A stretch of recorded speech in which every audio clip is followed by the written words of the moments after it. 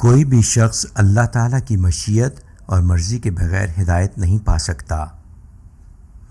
جو دین اور ایمان کی حفاظت میں لگتا ہے، اللہ اس کے وجود کی حفاظت کا بندوبست فرما دیتے ہیں۔ انسان کو ہمیشہ حلال و پاکیزہ رزق ہی کھانا چاہیے اور حرام سے بچنا چاہیے۔ بوقت ضرورت اپنے ایمان کو چھپانا اور دین کی خاطر ہجرت کرنا بہت بڑی نیکی ہے۔ کسی کام کو مستقبل میں سر انجام دینے کا تذکرہ کرنا ہو تو انشاءاللہ ضرور کہنا چاہیے۔ نسیان اور بھولنے کی بیماری کا علاج اللہ کا ذکر کثرت سے کرنا ہے۔ اصحاب کہف کو 309 سال سلانے کے بعد جس طرح اللہ تعالیٰ نے اپنی قدرت سے جگایا، اسی طرح مرنے کے بعد اللہ سبحانہ وتعالیٰ ہمیں دوبارہ زندہ فرمائیں گے۔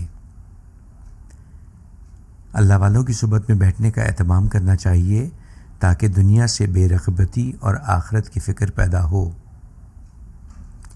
علم میں اضافے اور ترقی کے لیے سفر کرتے رہنا چاہیے۔ نیک لوگوں کے بعد ان کی نسلوں کی بھی اللہ حفاظت فرماتے ہیں۔